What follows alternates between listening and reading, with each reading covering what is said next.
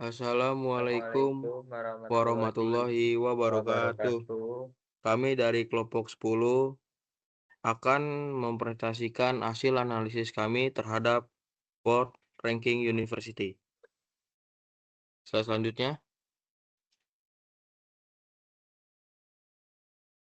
Perkenalkan, nama saya Muhammad Jiko Sugiharto dengan NIM 101072400036. Perkenalkan, nama saya Muhammad Sidki Abdul Ghafur dengan NIM 101072400018. Perkenalkan, nama saya Rafa Afridiansyah dengan NIM 1010724065. Di sini ada anggota kelompok dengan masing-masing job desk-nya, yaitu dengan saya sendiri, Rafa Afridiansyah, menganalisis data overall score tertinggi menggunakan diagram bar, menganalisis rasio male-female menggunakan diagram pie, menganalisis distribusi overall score menggunakan histogram, menganalisis overall rank menggunakan machine learning, dan membantu membuat PPT. Yang kedua, di sini ada teman saya Muhammad Sidki dengan job desk menganalisis data mahasiswa terbanyak di kampus dengan menggunakan tabel. Menganalisis data daerah mana saja yang memiliki kampus terbanyak menggunakan tabel dan membuat PPT. Di sini juga ada Muhammad Jiko dengan job desk mengedit video. Tugas Di sini ada menganalisis data World Ranking University. Analisis ini menggunakan Pandas dan Matplotlib tentang data World Ranking University yang kita masukkan ke dalam pemrograman Python lalu dianalisis per data serta dibuatkan diagram. Pandas adalah pustaka open source Python yang menyediakan struktur data atau terutama data frame seperti table Excel atau SQL. Dan alat manipulasi data berkinerja tinggi untuk analisis data, pembersihan data, dan eksplorasi data yang efisien dan intuitif. Menjadikan fondasi penting dalam data science. Adapun Matplotlib juga berfungsi sebagai fondasi untuk banyak paket visualisasi lainnya dan sangat terintegrasi dengan library numerik seperti NumPy dan Pandas, menjadikannya alat penting dalam analisis data dan data science. Lalu selanjutnya, library yang digunakan. Di sini ada import Pandas ASPD, import JSON, import matplotlib.pilot SPLT, import re, ada from sclean.cluster import keymeans. Di sini ada penjelasannya. Pandas ASPD digunakan untuk membaca sebuah file dengan banyak jenis format seperti CSV, TXT, dan untuk mengelola data. Di sini ada lagi import JSON untuk membaca atau mengurai dan mengubah data JSON menjadi objek yang dapat digunakan untuk pertukaran data atau konfigurasi. Di sini juga ada import matplotlib.pilot digunakan untuk membuat diagram. Import re digunakan untuk membuat diagram. Import clearing.cluster import keymeans digunakan untuk mengelompokkan data secara otomatis berdasarkan kemiripan tanpa menggunakan label awal, sehingga cocok untuk analisis pola dan segmentasi data. Lalu selanjutnya, di sini selanjutnya ada data pd.read JSON dengan file ranking university.json untuk mengambil data peringkat universitas dari file JSON dan muatannya ke dalam bentuk tabel, baris, dan kolom. Di sini juga ada print data.head untuk mengambil atau menampilkan beberapa baris pertama dari suatu data. Selanjutnya,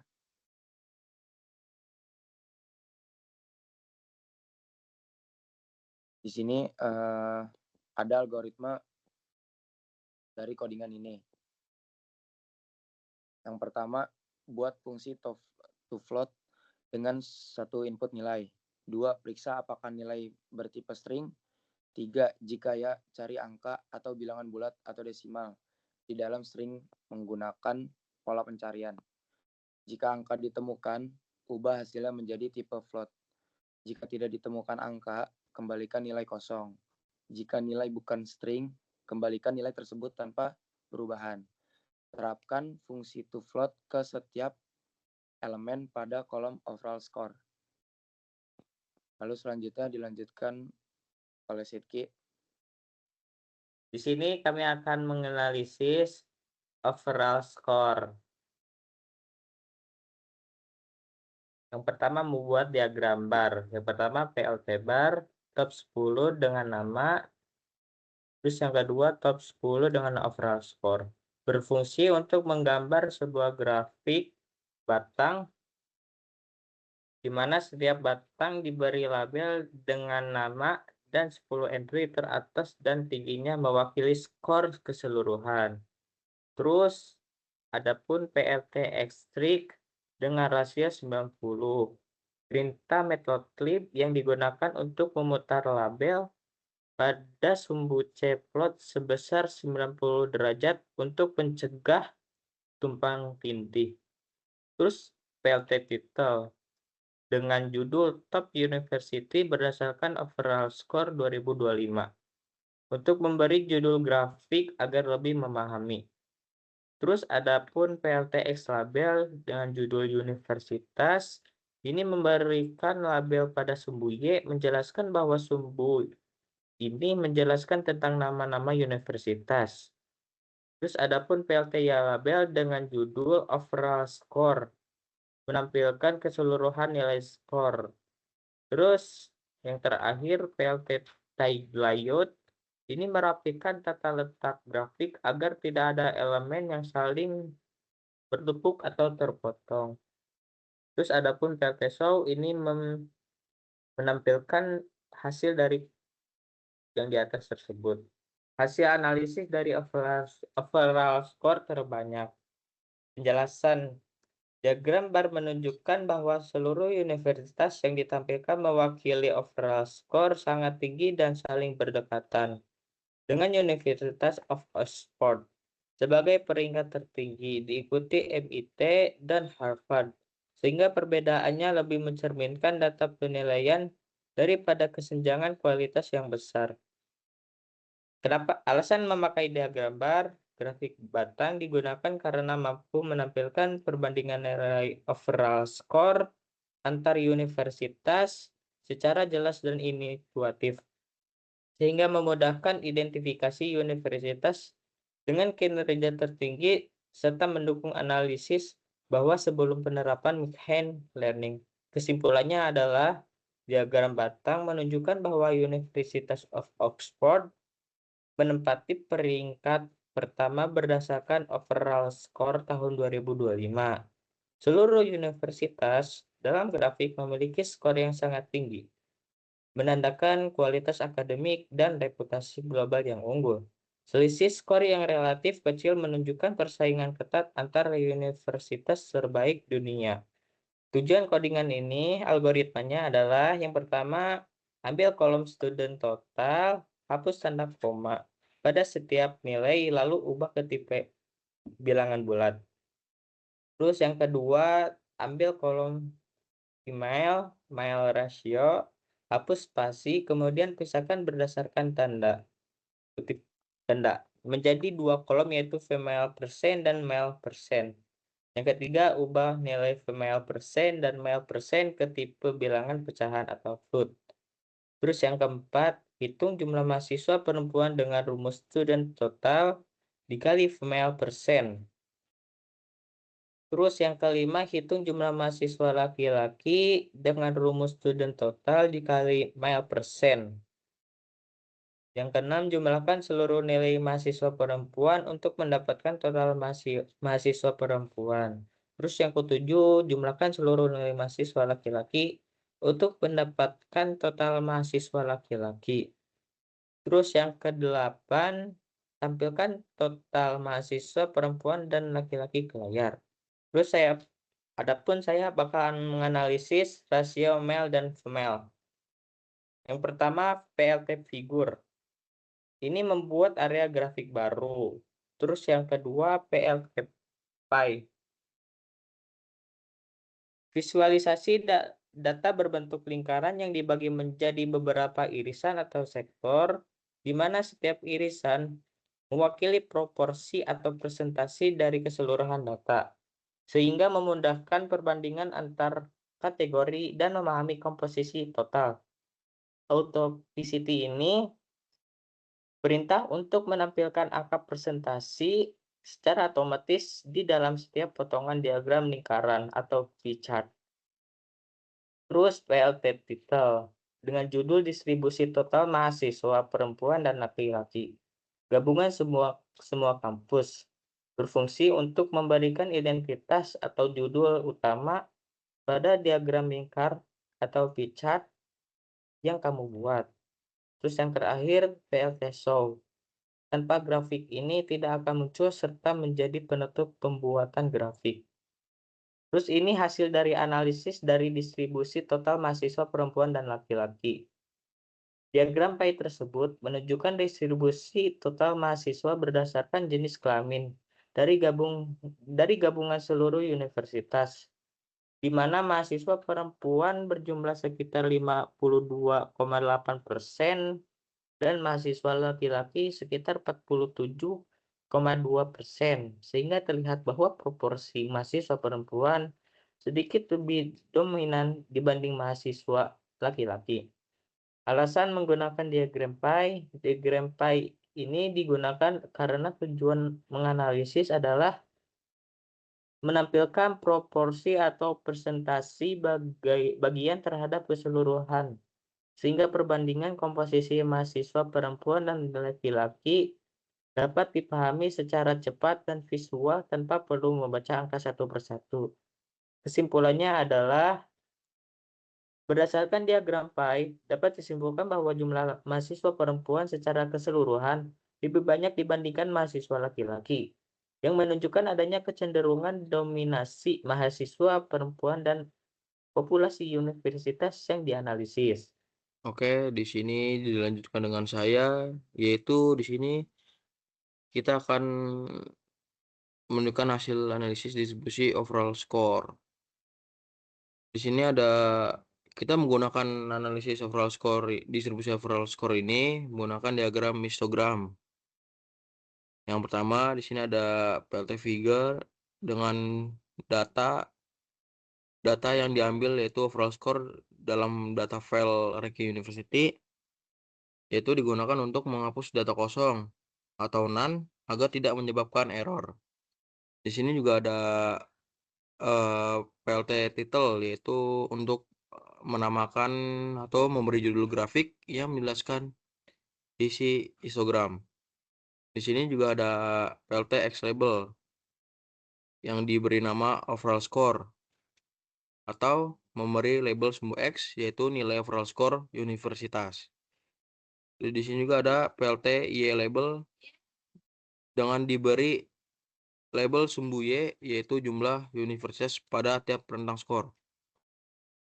Dan terakhir di sini ada PLT show untuk menampilkan grafik histogram ke layar.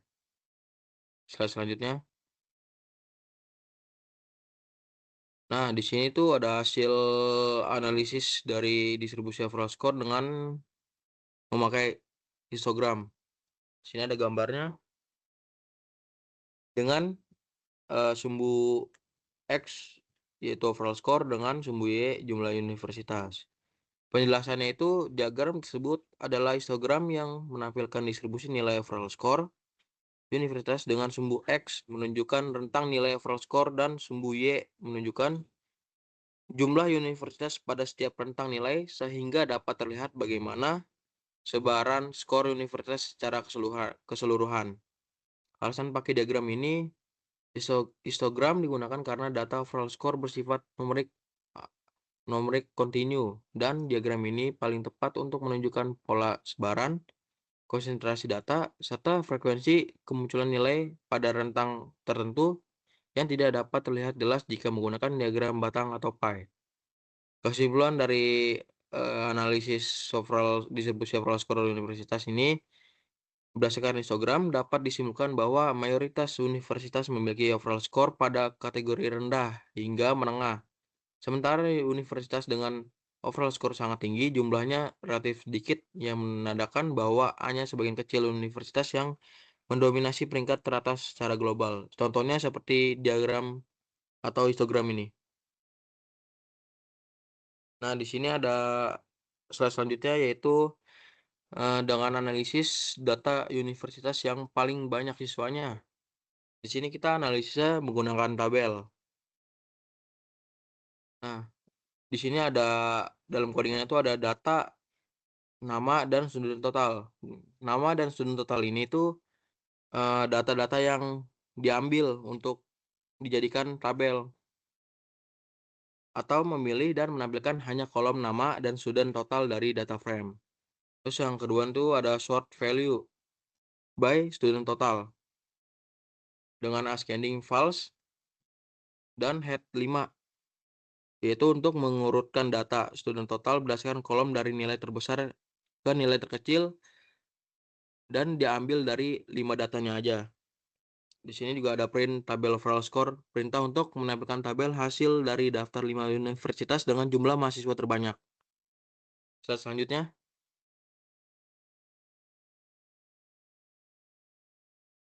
Nah, di sini tuh ada hasil dari analisis tabel data kampus yang memiliki siswa terbanyak. Kan tadi kan dijelasin tuh dalam kodenya itu kan hanya 5 universitas doang tuh yang ditampilin dalam tabelnya. Dan terbukti yaitu ada Amborealia University dengan student total 536.277 mahasiswa, dan kedua di Tribu Hufan University dengan 483.765. Yang ketiga Paya Menor University dengan 458.203. Yang ketiga ada Al Azhar University dengan 270.123.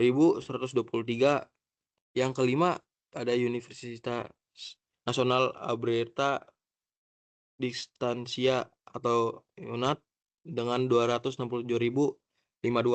Di sini kita bertujuan untuk